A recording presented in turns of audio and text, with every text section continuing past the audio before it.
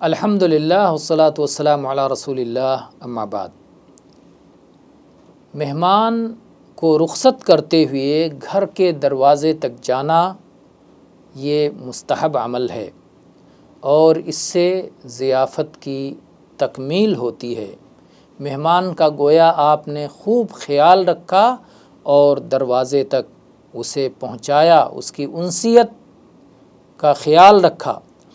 کسی صحیح مرفوع حدیث میں یہ بات صراحت سے تو ثابت نہیں ہے، لیکن سلف صالحین سے یہ بات ثابت ہے۔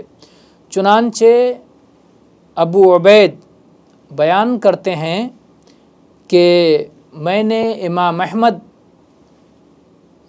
کی زیارت کی، ان کے گھر گیا، ان کا مہمان بنا، پھر جب میں واپس ہونے لگا تو آپ بھی میرے ساتھ اٹھ کھڑے ہوئے۔ میں نے کہا ابو عبداللہ آپ ایسا کیوں کرتے ہیں؟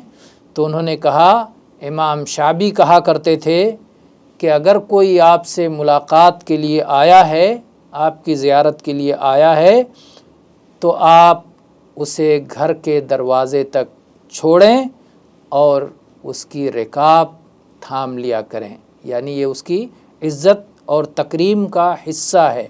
تو امام احمد رحمہ اللہ سے یہ بات ثابت ہے کہ انہوں نے امام شعبی سے یہ روایت کی ہے کہ گھر کے دروازے تک بلکہ اس کی سواری تک اسے پہنچایا جائے۔